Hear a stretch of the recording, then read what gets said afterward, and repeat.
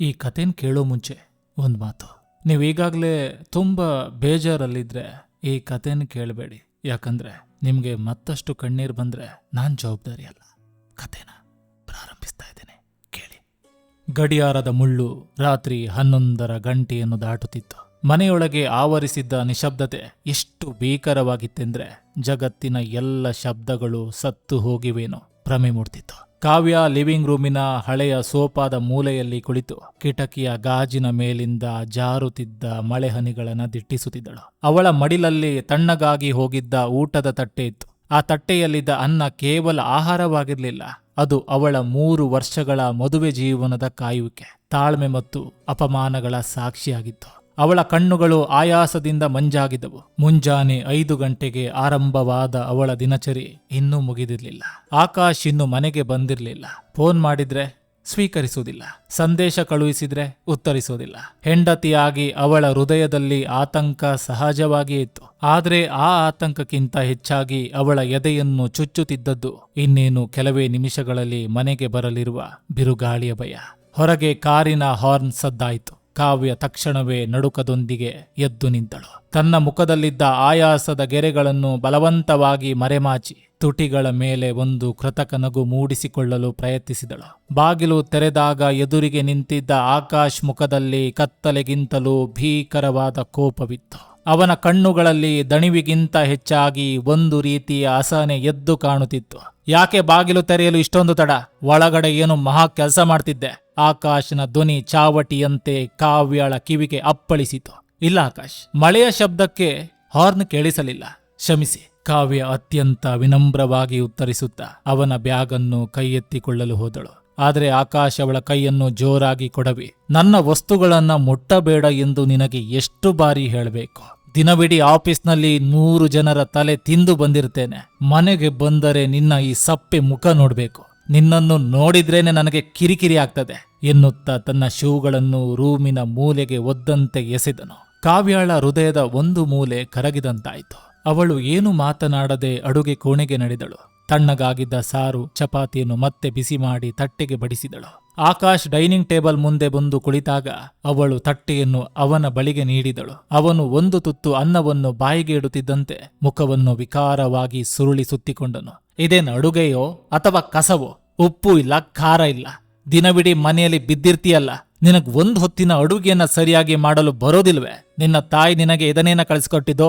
ಆಕಾಶನ ಮಾತುಗಳು ಕಾವ್ಯಳ ಹೆತ್ತವರವರೆಗೆ ಹೋದಾಗ ಅವಳ ಕಣ್ಣುಗಳಲ್ಲಿ ನೀರು ಜಿನುಗಿತು. ತಾಯಿಯ ನೆನಪಾಗುತ್ತಿದ್ದಂತೆ ಅವಳ ಗಂಟಲು ಬಿಗಿಯಿತು. ಆದರೂ ಅವಳು ಕಣ್ಣೀರನ್ನು ನುಂಗಿಕೊಳ್ಳುತ್ತಾ, ಇಲ್ಲ ಆಕಾಶ್, ನೀವು ಮಧ್ಯಾಹ್ನ ಫೋನ್ ಮಾಡಿ ಗಂಟಲು ನೋವಿದೆ ಅಂದಿದ್ರಲ್ಲ, ಅದಕ್ಕೆ ಖಾರ ಕಮ್ಮಿ ಮಾಡಿದೆ ಅಷ್ಟೆ. ಬೇಕಿದ್ರೆ ಸ್ವಲ್ಪ ಉಪ್ಪು ತರ್ಲೆ ಎಂದು ದೈನ್ಯವಾಗಿ, ಬೇಡ, ನಿನ್ನ ಉಪ್ಪು ಬೇಡ, ನೀನೂ ಬೇಡ, ಮೂಡ್ ಹಾಳು ಮಾಡ್ಬೇಡ ಎನ್ನುತ್ತಾ ಆಕಾಶ್ ಕೈಯಲ್ಲಿದ್ದ ತಟ್ಟೆಯನ್ನು ಜೋರಾಗಿ ತಳ್ಳಿದನು. ತಟ್ಟೆಯಲ್ಲಿದ್ದ ಅನ್ನ ನೆಲದ ಮೇಲೆ ಚೆಲ್ಲಿತು. ಅವನು ಎದ್ದು ತನ್ನ ಕೋಣೆಗೆ ಹೋಗಿ ಬಾಗಿಲನ್ನು ಜೋರಾಗಿ ಹಾಕಿಕೊಂಡನು. ಆ ಶಬ್ದಕ್ಕೆ ಇಡೀ ಮನೆ ಒಂದು ಕ್ಷಣ ನಡುಗಿದಂತಾಯಿತು. ಕಾವ್ಯ ನೆಲದ ಮೇಲೆ ಬಿದ್ದಿದ್ದ ಅನ್ನದ ಅಗುಳನ್ನು ನೋಡುತ್ತಾ ಅಲ್ಲಿಯೇ ಮಂಡಿ ಊರಿ ಕುಳಿತಳು. ತಾನು ಪ್ರೀತಿಯಿಂದ ಕಾಳಜಿಯಿಂದ ಮಾಡಿದ ಅನ್ನ ಇಂದು ನೆಲದ ಪಾಲಾಯಿತು. ಅವಳ ಕಣ್ಣುಗಳಿಂದ ತಡೆರಹಿತವಾಗಿ ಕಣ್ಣೀರು ಹರಿದು ನೆಲದ ಮೇಲಿದ್ದ ಅನ್ನದ ಕಣಗಳನ್ನು ನೆನೆಸಿತು. ನನ್ನ ಪ್ರೀತಿಯ ಬೆಲೆ ಇಷ್ಟೇನ ದೇವ್ರೆ ಎಂದು ಅವಳು ಮೌನವಾಗಿ ಆಕಾಶವನ್ನು ಕೇಳಿದಳು. ಆ ಇಡೀ ರಾತ್ರಿ ಅವಳು ನೆಲವನ್ನು ಸ್ವಚ್ಛಗೊಳಿಸುತ್ತಾ ಕಣ್ಣೀರು ಒರೆಸಿಕೊಳ್ಳುತ್ತಾ ಕಳೆದು ಹೋಯಿತು. ಬೆಳಗಿನ ಜಾವದವರೆಗೂ ಅವಳಿಗೆ ನಿದ್ದೆ ಬರಲಿಲ್ಲ. ಪಕ್ಕದ ಕೋಣೆಯಲ್ಲಿ ಆಕಾಶ್ ಯಾವುದೇ ಗಿಲ್ಟ್ ಇಲ್ಲದೆ ಗೊರಕೆ ಹೊಡೆಯುತ್ತಾ ಮಲಗಿದ್ದನು. ಕಾವ್ಯಳಿಗೆ ತಾನು ಬದುಕಿರುವ ಗೂಡು ಕೇವಲ ಕತ್ತಲೆಯ ಜೈಲು ಎಂದು ಅನಿಸತೊಡಗಿತು. ಮುಂಜಾನೆಯ ಸೂರ್ಯನ ಕಿರಣಗಳು ಕಿಟಕಿಯ ಸಂದುಗಳಿಂದ ಕೋಣೆಯೊಳಗೆ ಇಣುಕುತ್ತಿದ್ದವು. ಆದರೆ ಕಾವ್ಯಳ ಮನಸ್ಸಿನಲ್ಲಿ ಆವರಿಸಿದ್ದ ಕತ್ತಲೆಯನ್ನು ಓಡಿಸಲು ಆ ಬೆಳಕಿಗೆ ಶಕ್ತಿ ಇರಲಿಲ್ಲ.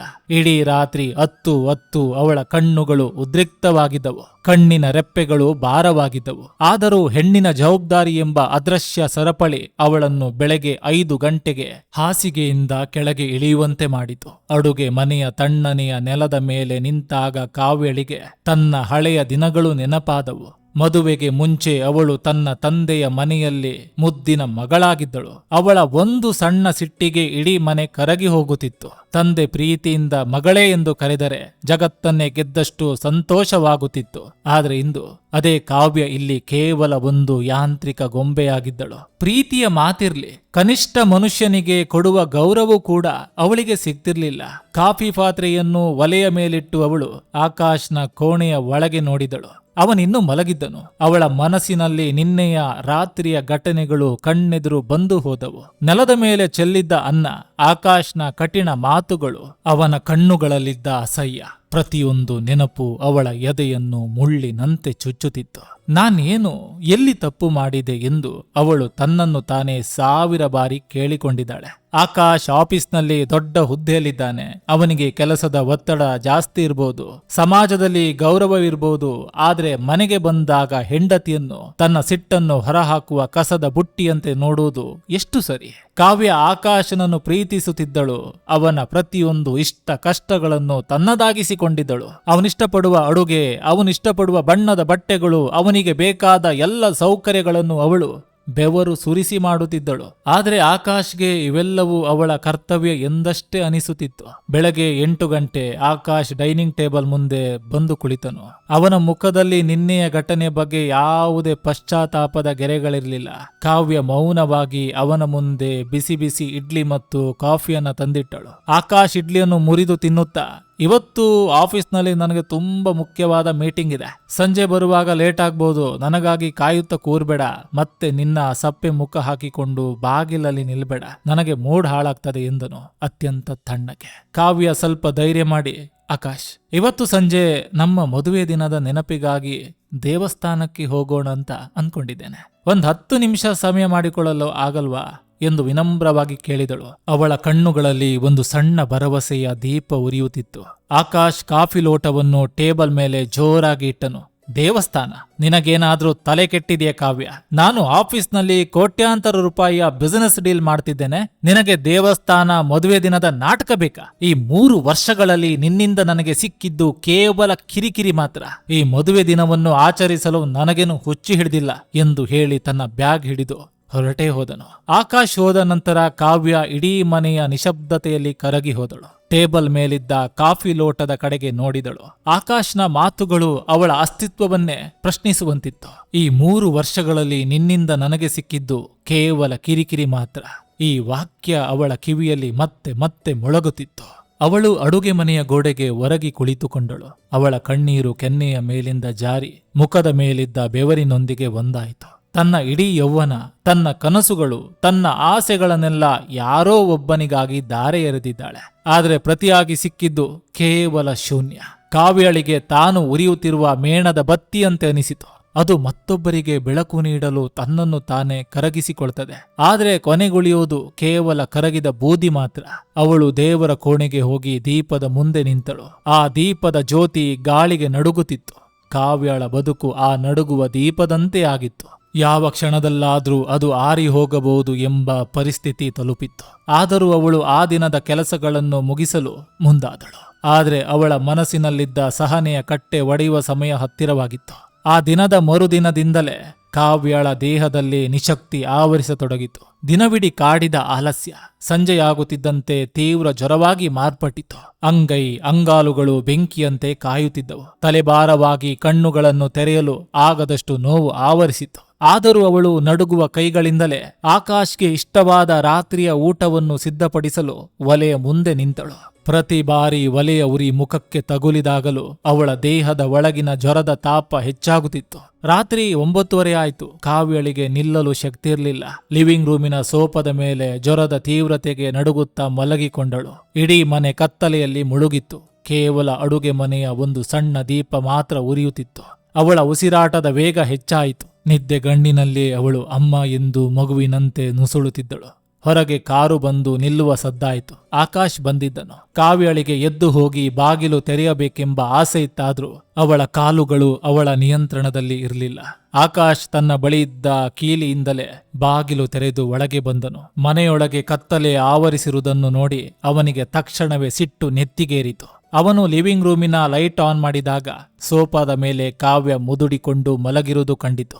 ಆಕಾಶ್ ಅವಳ ಬಳಿ ಬಂದು ಸ್ವಲ್ಪವೂ ದಯೆಯಿಲ್ಲದೆ ಅವಳ ಹೆಗಲನ್ನು ಹಿಡಿದು ಜೋರಾಗಿ ತಳ್ಳಿದನು. ಕಾವ್ಯ, ಏನಿದ್ ನಾಟಕ? ಮನೆಗೆ ಬಂದರೆ ಕತ್ತಲೆ ಕವಿದಿದೆ, ನಿನಗೆ ಕನಿಷ್ಠ ಜವಾಬ್ದಾರಿಯಾದ್ರೂ ಇದೆಯಾ? ದಿನವಿಡೀ ಮನೆಯಲ್ಲೇ ಇರ್ತೀಯ, ನಿನ್ಗೇನ್ ಕೆಲ್ಸ?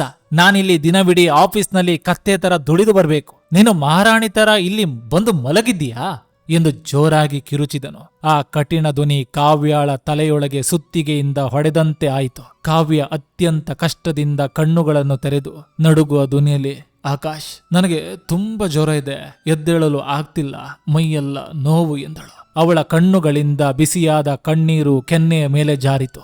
ಆದರೆ ಆಕಾಶ್ನ ಕಠಿಣ ಹೃದಯಕ್ಕೆ ಆ ಕಣ್ಣೀರು ಕಾಣಿಸಲಿಲ್ಲ. ಅವನು ಅಸಹ್ಯದಿಂದ ಮುಖ ತಿರುಗಿಸಿ, ಪ್ರತಿ ಸಾರಿನೂ ಇದೇ ನಾಟಕ, ಸ್ವಲ್ಪ ಕೆಲಸ ಮಾಡಲು ಸೋಮಾರಿತನ ಬಂದ್ರೆ ಸಾಕು, ಜ್ವರದ ನೆಪ ಹೇಳ್ತೀಯ. ನಿನ್ನನ್ನು ಮದುವೆಯಾಗಿದ್ದೇ ನನ್ನ ಜೀವನದ ಅತೀ ದೊಡ್ಡ ತಪ್ಪು. ನಿನ್ನ ತರದ ಹೆಣ್ಣು ನನ್ನ ಯೋಗ್ಯತೆಗೆ ತಕ್ಕವಳಲ್ಲ. ನಿನ್ನ ಈ ರೋದನ ನೋಡುವುದಕ್ಕೆ ನನಗಂತೂ ತಾಳ್ಮೆನೇ ಇಲ್ಲ, ಅತ್ಯಂತ ಕ್ರೂರವಾಗಿ ಹೇಳಿದನು. ಅಷ್ಟೇ ಅಲ್ಲದೆ, ಇವತ್ತು ರಾತ್ರಿ ನನಗೆ ಊಟವೂ ಬೇಡ, ನಿನ್ನ ಮುಖವೂ ಬೇಡ ಎಂದು ಹೇಳಿ ತನ್ನ ಕೋಣೆಗೆ ಹೋಗಿ ಬಾಗಿಲನ್ನು ಜೋರಾಗಿ ಹಾಕಿ ಒಳಗಿನಿಂದ ಚಿಲಕ ಹಾಕಿಕೊಂಡನು. ಆ ಒಂದು ಮಾತು, ನಿನ್ನನ್ನು ಮದುವೆಯಾಗಿದ್ದೇ ನನ್ನ ಜೀವನದ ಅತೀ ದೊಡ್ಡ ತಪ್ಪು, ಕಾವ್ಯಳ ಹೃದಯವನ್ನು ಸಜೀವವಾಗಿ ಸೀಳಿದಂತಾಯಿತು. ಜ್ವರದ ತಾಪಕ್ಕಿಂತಲೂ ಆಕಾಶಾಡಿದ ಮಾತುಗಳ ತಾಪ ಅವಳ ಇಡೀ ಆತ್ಮವನ್ನೇ ಸುಟ್ಟು ಸುಟ್ಟು ಭಸ್ಮ ಮಾಡಿತು. 3 ವರ್ಷಗಳ ಕಾಲ ಅವಳು ಸಹಿಸಿದ ಪ್ರತಿಯೊಂದು ನೋವು, ಪ್ರತಿಯೊಂದು ಅಪಮಾನ, ಪ್ರತಿಯೊಂದು ಮೌನದ ಕಣ್ಣೀರು ಅವಳ ಕಣ್ಣೆದುರು ಸುನಾಮಿಯಂತೆ ಎದ್ದು ಬಂದವು. ಅವಳು ಸೋಫಾದಿಂದ ಕೆಳಗೆ ಜಾರಿ ನೆಲದ ಮೇಲೆ ಕುಳಿತಳು. ಇಡೀ ರಾತ್ರಿ ಅವಳು ಜ್ವರದಿಂದ ನಡುಗುತ್ತಾ ಬಿಕ್ಕಿ ಬಿಕ್ಕಿ ಅತ್ತಳು. ಅವಳ ಅಳುವಿನ ಶಬ್ದ ಆ 4 ಗೋಡೆಗಳ ನಡುವೆ ಪ್ರತಿಧ್ವನಿಸುತ್ತಿತ್ತೇ ಹೊರತು ಆಕಾಶ್ನ ಕೋಣೆಯ ಬಾಗಿಲನ್ನು ತಲುಪಲಿಲ್ಲ. ನನ್ನ ಪ್ರೀತಿ, ನನ್ನ ನಿಷ್ಠೆ, ನನ್ನ ತಾಳ್ಮೆಗೆ ಸಿಕ್ಕ ಬೆಲೆ ಇದೇನಾ? ಈ ಮನೆಯಲ್ಲಿ ನನ್ನ ಜೀವಕ್ಕೆ ಯಾವುದೇ ಬೆಲೆ ಇಲ್ಲವೇ ಎಂದು ಅವಳು ಯೋಚಿಸಿದಳು. ಬೆಳಗಿನ ಜಾವ 4 ಗಂಟೆ ಆಗುತ್ತಿದ್ದಂತೆ ಅವಳ ಕಣ್ಣೀರು ಒಣಗಿ ಹೋಗಿತ್ತು. ಕಣ್ಣುಗಳಲ್ಲಿ ಈಗ ದುಃಖದ ಬದಲು ಒಂದು ಕಠಿಣವಾದ ದೃಢತೆ ಮೂಡಿತು. ಅವಳು ದೇವರ ಕೋಣೆಗೆ ಹೋದಳು. ಅಲ್ಲಿ ತಾನು ಪ್ರತಿದಿನ ಪೂಜಿಸುತ್ತಿದ್ದ ದೇವರ ಮುಂದೆ ನಿಂತು ತನ್ನ ಕೊರಳಿನಲ್ಲಿದ್ದ ಮಂಗಳ ಸೂತ್ರವನ್ನು ನಿಧಾನವಾಗಿ ಬಿಚ್ಚಿದಳು. ಆ ಮಂಗಳ ಸೂತ್ರವನ್ನು ದೇವರ ಪೀಠದ ಮೇಲಿಟ್ಟು ಅದರ ಪಕ್ಕದಲ್ಲೇ ತನ್ನ ಕೈಯಲ್ಲಿದ್ದ ಬಳೆಗಳನ್ನು ಬಿಚ್ಚಿಟ್ಟಳು. ತನ್ನ ಬಟ್ಟೆಗಳಿದ್ದ ಒಂದು ಸಣ್ಣ ಬ್ಯಾಗನ್ನು ಮಾತ್ರ ಕೈಗೆತ್ತಿಕೊಂಡಳು. ರೂಮಿನ ಟೇಬಲ್ ಮೇಲೆ ಒಂದು ಸಣ್ಣ ಕಾಗದದ ಚೂರನ್ನು ಇಟ್ಟು ಅದರಲ್ಲಿ ಕೇವಲ 2 ಸಾಲುಗಳನ್ನು ಬರೆದಳು. ಆಕಾಶ್, ನಿಮ್ಮ ತಪ್ಪಾದ ನಿರ್ಧಾರಕ್ಕೆ ಇನ್ನು ಮುಂದೆ ನಾನು ಹೊರೆಯಾಗುವುದಿಲ್ಲ. ನನ್ನನ್ನ ಹುಡುಕಬೇಡಿ. ನಿಮ್ಮ ಜೀವನದಲ್ಲಿ ನೀವು ಬಯಸಿದ ಸಂತೋಷ ನಿಮಗೆ ಸಿಗಲಿ. ಮನೆ ಬಾಗಿಲನ್ನು ತೆರೆದು ಹೊರಗೆ ಬಂದಾಗ ಇಡೀ ಜಗತ್ತು ಇನ್ನು ನಿದ್ದೆಯಲ್ಲಿತ್ತು. ಮುಂಜಾನೆಯ ತಣ್ಣನೆಯ ಗಾಳಿ ಅವಳ ಮುಖಕ್ಕೆ ಬಡಿತು. ಕಾವ್ಯ ಹಿಂತಿರುಗಿ ಆ ಮನೆಯ ಕಡೆಗೆ ಒಮ್ಮೆಯೂ ನೋಡಲಿಲ್ಲ. ಅವಳು ತನ್ನ 3 ವರ್ಷಗಳ ನರಕ ಯಾತನೆಗೆ ಮುಕ್ತಿ ಹಾಡಿ ಶೂನ್ಯದತ್ತ ತನ್ನ ಹೆಜ್ಜೆ ಇಟ್ಟಳು. ಮುಂಜಾನೆಯ ಮಂಜು ಇಡೀ ನಗರವನ್ನು ಆವರಿಸಿತು. ಬಸ್ ನಿಲ್ದಾಣದ ಅಕ್ಕಪಕ್ಕದ ಅಂಗಡಿಗಳು ಇನ್ನೂ ಪೂರ್ಣವಾಗಿ ತೆರೆದಿರಲಿಲ್ಲ. ಕಾವ್ಯ ಒಂದು ಸಣ್ಣ ಹರಿದ ಬೆಂಚಿನ ಮೇಲೆ ಕುಳಿತಿದ್ದಳು. ಅವಳ ಕೈಯಲ್ಲಿದ್ದ ಬ್ಯಾಗ್ ತೀರ ಹಗುರಾಗಿತ್ತು. ಆದರೆ ಅವಳ ಎದೆಯ ಮೇಲಿದ್ದ ದುಃಖದ ಭಾರ ಇಡೀ ಜಗತ್ತನ್ನೇ ತೂಗಬಲ್ಲಷ್ಟಿತ್ತು. ಜ್ವರದ ತಾಪ ಇನ್ನೂ ಪೂರ್ಣವಾಗಿ ಇಳಿದಿರಲಿಲ್ಲ.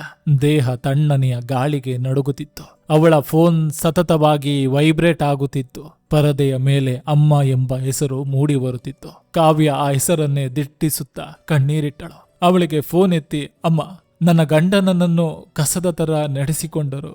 ನನಗೆ ಬದುಕಲು ದಾರಿ ಇಲ್ಲ ಎಂದು ಅತ್ತು ಬಿಡಬೇಕೆಂಬ ಹಂಬಲವಿತ್ತು.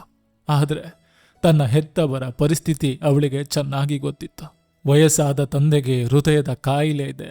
ತಾನು ಮದುವೆಯಾಗಿ ಹೋದ ಮನೆಯಲ್ಲಿ ಕಣ್ಣೀರು ಹಾಕುತ್ತಿದ್ದೇನೆ ಎಂದು ತಿಳಿದ್ರೆ ಅವರ ಜೀವಕ್ಕೆ ಆಪತ್ತು ಬರಬಹುದು. ಹೆಣ್ಣು ತನ್ನ ನೋವನ್ನು ಹೆತ್ತವರಿಂದ ಮುಚ್ಚಿಡುವುದೇ ಅವರ ಮೇಲಿನ ಅತ್ಯಂತ ದೊಡ್ಡ ಪ್ರೀತಿಯಾಗಿರ್ತದೆ. ಕಾವ್ಯ ನಿಧಾನವಾಗಿ ಫೋನನ್ನು ಸ್ವಿಚ್ ಆಫ್ ಮಾಡಿದಳು. ಆ ಕ್ಷಣದಲ್ಲಿ ಅವಳು ತನ್ನ ಭೂತಕಾಲದ ಕೊನೆಯ ಸಂಪರ್ಕವನ್ನು ಕತ್ತರಿಸಿಕೊಂಡಳು. ಅವಳ ಪರ್ಸ್ನಲ್ಲಿದ್ದದ್ದು ಕೇವಲ 500 ರೂಪಾಯಿಗಳು ಮಾತ್ರ. ಈ ವಿಶಾಲವಾದ ಜಗತ್ತಿನಲ್ಲಿ ಅವಳಿಗೆ ಯಾರೂ ಇರಲಿಲ್ಲ. ತಲೆ ಮೇಲೊಂದು ಸೂರಿರಲಿಲ್ಲ.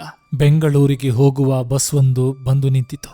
ಕಾವ್ಯ ಯಾವುದೇ ಯೋಚನೆ ಇಲ್ಲದೆ ಆ ಬಸ್ಸನ್ನು ಹತ್ತಿದಳು. ಕಿಟಕಿಯ ಪಕ್ಕ ಕುಳಿತು ಹೊರಗೆ ಸರಿಯುತ್ತಿದ್ದ ಮರಗಳನ್ನು ನೋಡುತ್ತಿದ್ದಾಗ ಅವಳಿಗೆ ತನ್ನ ಹಳೆಯ ಮದುವೆ ದಿನಗಳು ನೆನಪಾದವು. ಆಕಾಶ್ ತನ್ನನ್ನು ಮೊದಲ ಬಾರಿ ಮನೆಗೆ ಕರೆದುಕೊಂಡು ಬಂದಾಗ ಈ ಮನೆ ನಿನ್ನದು ಕಾವ್ಯ ಎಂದಿದ್ದನು. ಆದ್ರೆ 3 ವರ್ಷಗಳಲ್ಲಿ ಆ ಮನೆ ತನ್ನದಲ್ಲ, ಆ ವ್ಯಕ್ತಿ ತನ್ನವನಲ್ಲ ಎಂಬ ಸಾಬೀತಾಗಿತ್ತು. ಬೆಂಗಳೂರು ತಲುಪಿದಾಗ ಮಧ್ಯಾಹ್ನವಾಗಿತ್ತು. ಅಪರಿಚಿತ ಮುಖಗಳು, ದೊಡ್ಡ ದೊಡ್ಡ ಕಟ್ಟಡಗಳು, ವಾಹನಗಳ ಕರ್ಕಶ ಶಬ್ದ ಇವೆಲ್ಲವೂ ಅವಳಲ್ಲಿ ಒಂದು ರೀತಿಯ ಭೀತಿಯನ್ನು ಹುಟ್ಟಿಸಿದವು. ಅವಳು ರಸ್ತೆಯ ಬದಿಯಲ್ಲಿ ನಡೆದುಕೊಂಡು ಹೋಗುತ್ತಿದ್ದಾಗ ಹಸಿವು ಮತ್ತು ಆಯಾಸದಿಂದ ಕಣ್ಣು ಕತ್ತಲೆ ಬಂದಂತಾಯಿತು. ಒಂದು ಸಣ್ಣ ಉದ್ಯಾನವನದ ಬೆಂಚಿನ ಮೇಲೆ ಅವಳು ಕುಸಿದು ಬಿದ್ದಳು. ಏನಮ್ಮ, ಹುಷಾರಿಲ್ವೇ ಎಂಬ ವೃದ್ಧ ಮಹಿಳೆಯೊಬ್ಬರ ಧ್ವನಿ ಕೇಳಿ ಕಾವ್ಯ ಕಣ್ಣು ತೆರೆದಳು. ಎದುರಿಗೆ ತರಕಾರಿ ಮಾರುವ ಶಾರದಮ್ಮ ನಿಂತಿದ್ದರು. ಅವರ ಮುಖದಲ್ಲಿದ್ದ ಮುಗ್ಧತೆ ಮತ್ತು ಕಾಳಜಿ ಕಾವ್ಯಳ ಮನಸ್ಸನ್ನು ಕರಗಿಸಿತು. ಕಾವ್ಯ ಏನು ಮಾತನಾಡದೆ ಶಾರದಮ್ಮನ ಹೆಗಲಿಗೆ ವಾಲಿ ಜೋರಾಗಿ ಅತ್ತು ಬಿಟ್ಟಳು. ಆ ಅಪರಿಚಿತ ಹೆಣ್ಣು ಮಗಳ ಕಣ್ಣೀರು ಶಾರದಮ್ಮನಿಗೆ ಎಲ್ಲವನ್ನೂ ಅರ್ಥ ಮಾಡಿಸಿತ್ತು. ಶಾರದಮ್ಮ ಅವಳನ್ನು ತನ್ನ ಸಣ್ಣ ಬಾಡಿಗೆ ಮನೆಗೆ ಕರೆದುಕೊಂಡು ಹೋದರು. ಬಿಸಿ ಗಂಜಿ ಮಾಡಿಕೊಟ್ಟು ತಲೆಗೆ ಎಣ್ಣೆ ಸವರಿ ಮಲಗಿಸಿದರು. ಅಂದು ರಾತ್ರಿ ಕಾವ್ಯಳಿಗೆ ಅನಿಸಿತು, ಜಗತ್ತಿನಲ್ಲಿ ರಕ್ತದ ಸಂಬಂಧಗಳಿಗಿಂತಲೂ ಮಾನವೀಯತೆಯ ಸಂಬಂಧಗಳು ಎಷ್ಟು ದೊಡ್ಡದು ಎಂದು. ಆದರೆ ಕಾವ್ಯಳಿಗೆ ಯಾರ ಮೇಲೂ ಹೊರೆಯಾಗಿ ಬದುಕುವುದು ಇಷ್ಟವಿರಲಿಲ್ಲ. ತನ್ನ ಕಾಲ ಮೇಲೆ ತಾನು ನಿಲ್ಲಬೇಕು, ತನಗೆ ಗೌರವವಿಲ್ಲ ಎಂದು ತಳ್ಳಿದ ಆಕಾಶನ ಜಗತ್ತಿಗೆ ತಾನು ಏನೆಂದು ಸಾಬೀತುಪಡಿಸಬೇಕು ಎಂಬ ಹಠ ಅವಳ ಕಣ್ಣೀರಿನಿಂದಲೇ ಹುಟ್ಟಿಕೊಂಡಿತು. ಶಾರದಮ್ಮನ ಮನೆಯ ಒಂದು ಸಣ್ಣ ಮೂಲೆಯಲ್ಲಿ ಕಾವ್ಯಳ ಹೊಸ ಜೀವನ ಆರಂಭವಾಯಿತು. ಕಾವ್ಯಗೆ ಓದು ಸಾಧಾರಣವಾಗಿದ್ರು ಅಡುಗೆ ಕಲೆಯಲ್ಲಿ ಅವಳಿಗೆ ಅದ್ಭುತವಾದ ಕೈರುಚಿ ಇತ್ತು. ಅವಳು ಕೇವಲ ಅತ್ತು ಕಾಲ ಕಳೆಯಲು ಇಷ್ಟಪಡಲಿಲ್ಲ.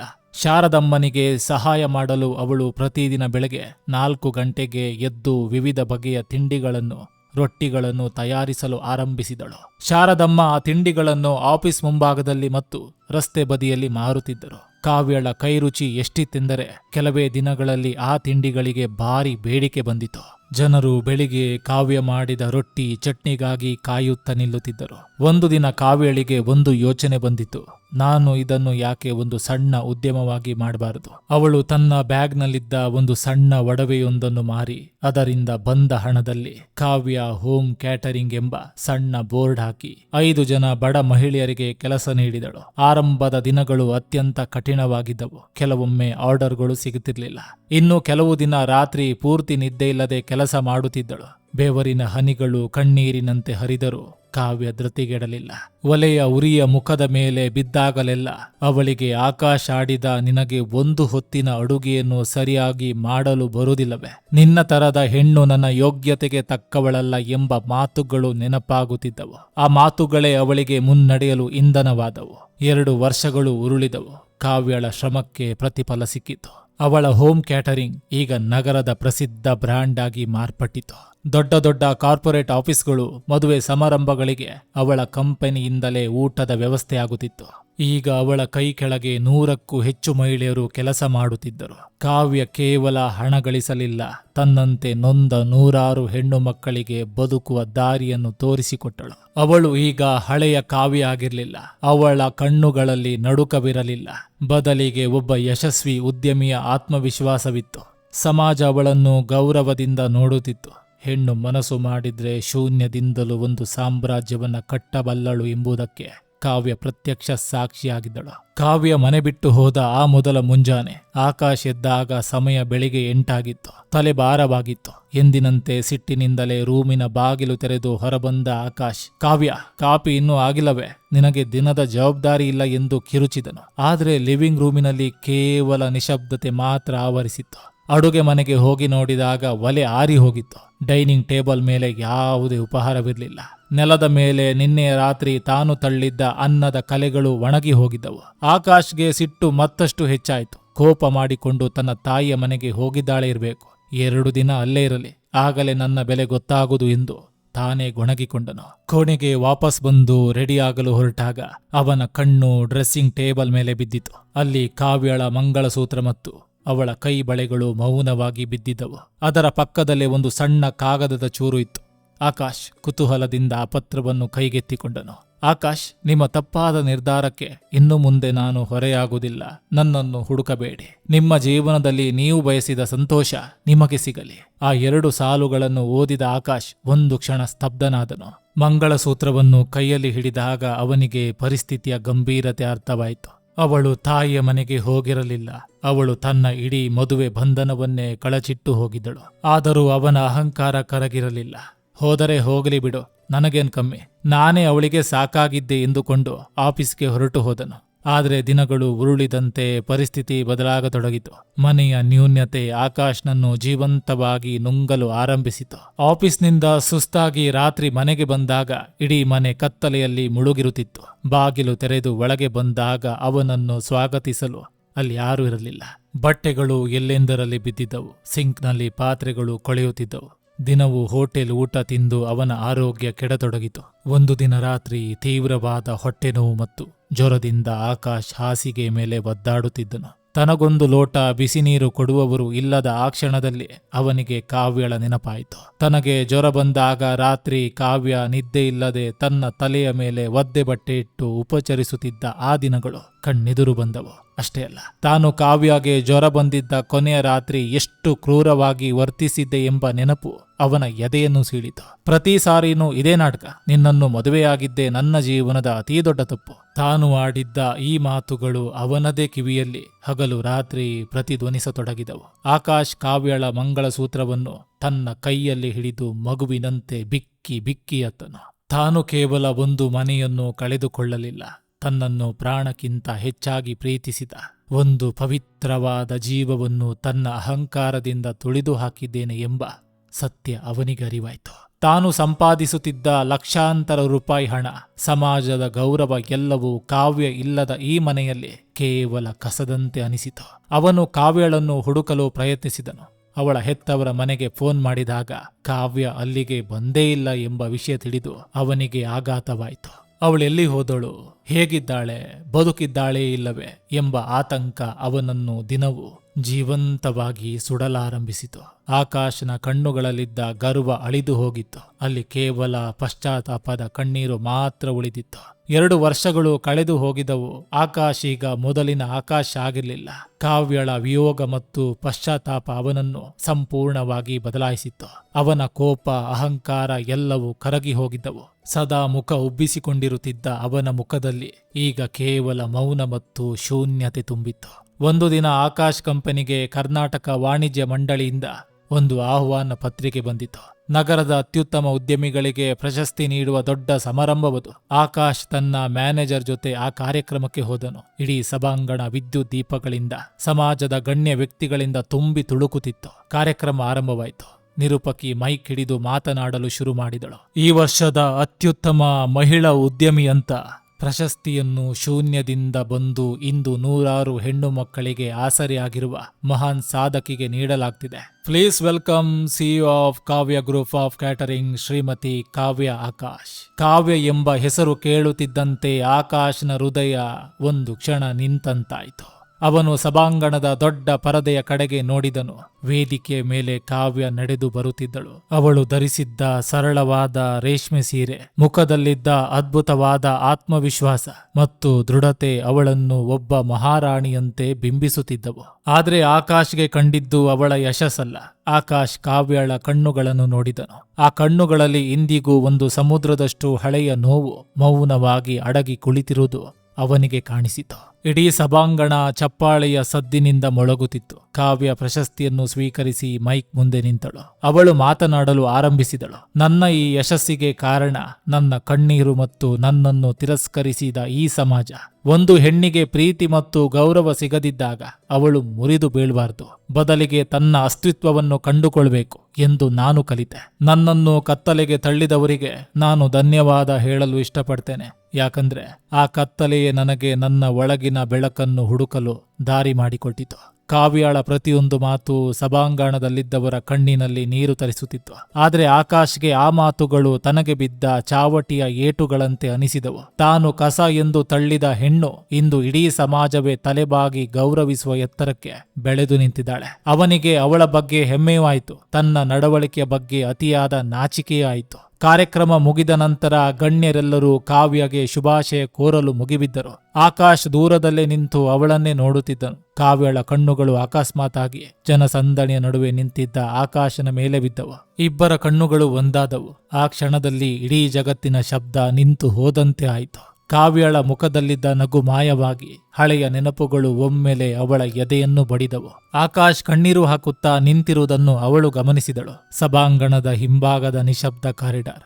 ಮಳೆ ಮತ್ತೆ ಜೋರಾಗಿ ಆರಂಭವಾಗಿತ್ತು. ಕಿಟಕಿ ಗಾಜುಗಳಿಗೆ ಅಪ್ಪಳಿಸುವ ಮಳೆ ಹನಿಗಳ ಶಬ್ದ ಮಾತ್ರ ಅಲ್ಲಿ ಕೇಳಿಸುತ್ತಿತ್ತು. ಕಾವ್ಯ ತನ್ನ ಕಾರಿನ ಕಡೆಗೆ ಹೊರಡಲು ಹೆಜ್ಜೆ ಇಡುತ್ತಿದ್ದಾಗ ಅವಳ ಮುಂಭಾಗದಲ್ಲಿ ಒಂದು ನೆರಳು ಬಂದು ನಿಂತಿತು. ಅವಳು ತಲೆ ಎತ್ತಿ ನೋಡಿದಳು. ಎದುರಿಗೆ ಆಕಾಶ್ ನಿಂತಿದ್ದನು. ಅವನ ಕೈಗಳು ನಡುಗುತ್ತಿದ್ದವು. ಕಣ್ಣುಗಳು ಅಳುವಿನಿಂದ ಕೆಂಪಾಗಿದ್ದವು. 2 ವರ್ಷಗಳ ಹಿಂದೆ ಇದ್ದ ಗರ್ವದ ಸಿಡಿಮಿಡಿಯ ಆಕಾಶ್ ಇವನಲ್ಲ. ಕಾವ್ಯಳ ಎದೆಯು ದಸಕ್ಕೆಂದಿತು.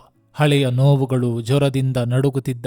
ತಾನು ನೆಲದ ಮೇಲೆ ಬಿದ್ದಿದ್ದ ಆ ಭೀಕರ ರಾತ್ರಿ, ಅವಳು ಬರೆದಿಟ್ಟು ಬಂದ ಪತ್ರ, ಎಲ್ಲವೂ ಸೆಕೆಂಡುಗಳ ಅವಧಿಯಲ್ಲಿ ಅವಳ ಮನಸ್ಸಿನಲ್ಲಿ ಹಾದು ಹೋದವು. ಅವಳು ತನ್ನ ಮುಖವನ್ನು ಕಠಿಣವಾಗಿ ಇಟ್ಟುಕೊಂಡು ಅವನನ್ನು ದಾಟಿ ಮುನ್ನಡೆಯಲು ಹೋದಳು. ಕಾವ್ಯ. ಆಕಾಶನ ಧ್ವನಿ ಅತ್ಯಂತ ದೈನ್ಯವಾಗಿ ಸೀಳಿ ಹೋದಂತೆ ಕೇಳಿಸಿತು. ಕಾವ್ಯ ನಿಂತಳು, ಆದರೆ ಹಿಂತಿರುಗಿ ನೋಡಲಿಲ್ಲ. ನನ್ನ ದಾರಿ ಬಿಡಿ ಆಕಾಶ್, ನನಗೆ ತಡವಾಗುತ್ತಿದೆ ಎಂದಳು ಅತ್ಯಂತ ತಣ್ಣನೆಯ ಧ್ವನಿಯಲ್ಲಿ. ಆಕಾಶ್ ಇನ್ನು ತನ್ನನ್ನು ನಿಯಂತ್ರಿಸಿಕೊಳ್ಳಲು ಸಾಧ್ಯವಾಗದೆ ಎಲ್ಲರ ಎದುರಲ್ಲೇ ಕಾವ್ಯಳ ಕಾಲ ಬಳಿ ಮಂಡಿ ಊರಿ ಕುಳಿತು ಬಿಟ್ಟನು. ಅವಳ ಪಾದಗಳನ್ನು ತನ್ನ ಕೈಗಳಿಂದ ಗಟ್ಟಿಯಾಗಿ ಹಿಡಿದುಕೊಂಡು ಮಗುವಿನಂತೆ ಬಿಕ್ಕಿ ಬಿಕ್ಕಿ ಅಳಲಾರಂಭಿಸಿದನು. ಕಾವ್ಯ, ದಯವಿಟ್ಟು ನನ್ನನ್ನು ದಾಟಿ ಹೋಗ್ಬೇಡ, ನನ್ನನ್ನು ಕೊಂದುಬಿಡು, ಆದ್ರೆ ಹೀಗೆ ದೂರ ಮಾತ್ರ ಹೋಗ್ಬೇಡ. ಅವನ ಕಣ್ಣೀರು ಕಾವ್ಯಳ ಕಾಲಿನ ಮೇಲೆ ಬೀಳುತ್ತಿತ್ತು. ನಾನು ಪಾಪಿ ಕಾವ್ಯ, ನಿನಗೆ ಹೆಂಡತಿಯ ಗೌರವ ಕೊಡಲಿಲ್ಲ, ಮನುಷ್ಯಳ ತರ ನಡೆಸಿಕೊಳ್ಳಲಿಲ್ಲ. ನೀನು ಆ ರಾತ್ರಿ ನನ್ನನ್ನು ಬಿಟ್ಟು ಹೋದ ಮೇಲೇನೆ ನನಗೆ ಗೊತ್ತಾಗಿದ್ದು ನಾನು ಕಟ್ಟಿಕೊಂಡಿದ್ದು ಮನೆಯನ್ನಲ್ಲ, ಒಂದು ನರಕವನ್ನು ಅಂತ. ನಿನ್ನ ಪ್ರೀತಿ ಇಲ್ಲದ ಆ ಮನೆಯಲ್ಲಿ ನಾನು ಪ್ರತಿದಿನ ಸಾಯುತ್ತಿದ್ದೇನೆ. ಕಾವ್ಯ ತಕ್ಷಣವೇ ತನ್ನ ಪಾದಗಳನ್ನು ಹಿಂದಕ್ಕೆ ಎಳೆದುಕೊಳ್ಳಲು ಪ್ರಯತ್ನಿಸಿದಳು. ಅವಳ ಕಣ್ಣುಗಳಲ್ಲೂ ನೀರು ತುಂಬಿ ಬಂದಿತ್ತು.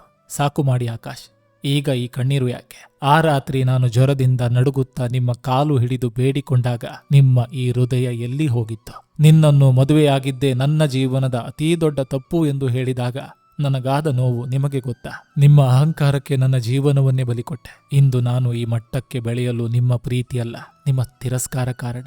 ಅವಳ ಧ್ವನಿಯಲ್ಲಿ 3 ವರ್ಷಗಳ ಕಾಲ ಹಿಡಿದಿಟ್ಟಿದ್ದ ಆಕ್ರೋಶ, ದುಃಖ ಒಟ್ಟಿಗೆ ಸ್ಫೋಟಗೊಂಡಿತು. ಗೊತ್ತು ಕಾವ್ಯ, ಪ್ರತಿಯೊಂದು ತಪ್ಪು ನನಗೆ ಗೊತ್ತು. ಆಕಾಶ್ ಎದ್ದು ನಿಂತು ತನ್ನ ಜೇಬಿನಿಂದ ಒಂದು ಸಣ್ಣ ವಸ್ತುವನ್ನು ಹೊರಗೆ ತೆಗೆದನು. ಅದು ಕಾವ್ಯ 2 ವರ್ಷಗಳ ಮುಂಚೆ ದೇವರ ಪೀಠದ ಮೇಲೆ ಬಿಟ್ಟು ಬಂದಿದ್ದ ಅವಳ ಮಂಗಳಸೂತ್ರವಾಗಿತ್ತು. ನಿನ್ನ ಈ ಮಂಗಳಸೂತ್ರವನ್ನು ದಿನವೂ ಕೈಯಲ್ಲಿ ಹಿಡಿದುಕೊಂಡು ಪಶ್ಚಾತ್ತಾಪದ ಬೆಂಕಿಯಲ್ಲಿ ಬೆಂದಿದ್ದೇನೆ. ನೀನು ನನ್ನನ್ನು ಕ್ಷಮಿಸಬೇಡ, ನನ್ನ ಜೊತೆ ಬರಬೇಡ. ಆದರೆ ನನಗೆ ನಿನ್ನ ಸೇವಕನಾಗಿರಲು ಒಂದು ಅವಕಾಶ ಕೊಡು. ನೀನು ಗಳಿಸಿರುವ ಈ ಸಾಮ್ರಾಜ್ಯದಲ್ಲಿ ನನಗೆ ಕೇವಲ ಒಂದು ಮೂಲೆಯಲ್ಲಿ ನಿಲ್ಲಲು ಜಾಗ ಕೊಡು, ಅಷ್ಟೇ ಸಾಕು. ಆಕಾಶ್ ಯಾವುದೇ ಗರ್ವವಿಲ್ಲದೆ ತನ್ನ ಇಡೀ ಅಹಂಕಾರವನ್ನು ಕಳಚಿಟ್ಟು ಕಾವ್ಯಳ ಮುಂದೆ ಕೇವಲ ಒಬ್ಬ ತಪ್ಪು ಮಾಡಿದ ಮನುಷ್ಯನಾಗಿ ನಿಂತಿದ್ದನು. ಅವನ ಕಣ್ಣುಗಳಲ್ಲಿದ್ದ ಸತ್ಯ ಮತ್ತು ಪಶ್ಚಾತ್ತಾಪ ಕಾವ್ಯಳಿಗೆ ಸ್ಪಷ್ಟವಾಗಿ ಕಾಣಿಸುತ್ತಿತ್ತು. ಹೆಣ್ಣಿನ ಹೃದಯ ಎಷ್ಟೇ ಕಠಿಣವಾದ್ರೂ ತಾನು ಪ್ರಾಣಕ್ಕಿಂತ ಹೆಚ್ಚಾಗಿ ಪ್ರೀತಿಸಿದ ಗಂಡ ತನ್ನ ತಪ್ಪನರಿತು ಕಣ್ಣೀರಿಟ್ಟಾಗ ಅದು ಕರಗದೇ ಇರಲು ಸಾಧ್ಯವಿರಲಿಲ್ಲ. ಕಾವ್ಯಗೆ ಹಳೆಯ ಗಾಯಗಳ ನೆನಪಾದ್ರೂ ಅವಳ ಮನಸ್ಸಿನಲ್ಲಿದ್ದ ಆಕಾಶನ ಮೇಲಿನ ಪ್ರೀತಿ ಪೂರ್ಣವಾಗಿ ಸತ್ತಿರಲಿಲ್ಲ. ಅವಳು ನಿಧಾನವಾಗಿ ಕೈ ಚಾಚಿ ಆಕಾಶ್ನ ಕೈಯಲ್ಲಿದ್ದ ಮಂಗಳಸೂತ್ರವನ್ನ ತೆಗೆದುಕೊಂಡಳು. ಆಕಾಶ್ ಕಣ್ಣುಗಳನ್ನು ದೊಡ್ಡದಾಗಿ ಮಾಡಿ ಅವಳನ್ನೇ ನೋಡಿದನು. ಕಾವ್ಯಳ ಕಣ್ಣುಗಳಿಂದಲೂ ಕಣ್ಣೀರು ನಿಲ್ಲದೆ ಹರಿಯುತ್ತಿತ್ತು. ಅವಳು ಆಕಾಶನ ಮುಖವನ್ನು ಹಿಡಿದು ಅವನ ಕಣ್ಣೀರು ಒರೆಸುತ್ತಾ, ನಾನು ನಿಮ್ಮಿಂದ ದೂರವಾಗಿದ್ದು ದ್ವೇಷದಿಂದಲ್ಲ ಆಕಾಶ್, ನನ್ನನ್ನು ನಾನು ಸಾಬೀತುಪಡಿಸಿಕೊಳ್ಳಲು. ಈ ಕಾವ್ಯಳಿಗೆ ನಿಮ್ಮ ಸಂಪತ್ತಿನ ಆಸೆ ಇಲ್ಲ, ಕೇವಲ ನಿಮ್ಮ ಪ್ರೀತಿ ಮತ್ತು ಗೌರವದ ಹಂಬಲವಿತ್ತು ಎಂದಳು.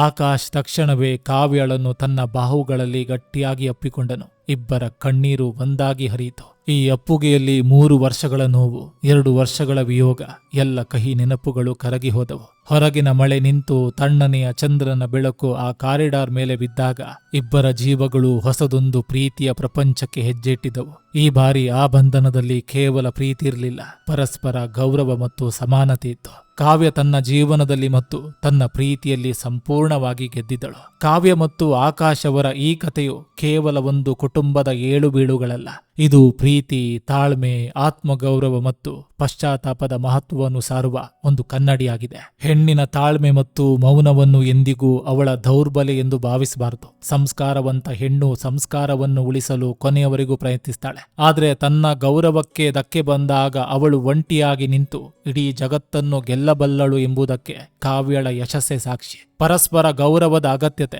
ಮದುವೆ ಎಂಬ ಬಂಧನ ಕೇವಲ ಯಾಂತ್ರಿಕ ಜವಾಬ್ದಾರಿಯಲ್ಲ. ಕೇವಲ ಹಣ ಅಥವಾ ಸೌಕರ್ಯಗಳಿಂದ ಸಂಸಾರ ಸುಖಮಯವಾಗೋದಿಲ್ಲ. ಅಲ್ಲಿ ಪರಸ್ಪರ ಗೌರವ, ಪ್ರೀತಿ ಮತ್ತು ಪರಸ್ಥಳವನ್ನು ಅರ್ಥ ಮಾಡಿಕೊಳ್ಳುವ ಗುಣ ಇರಬೇಕು.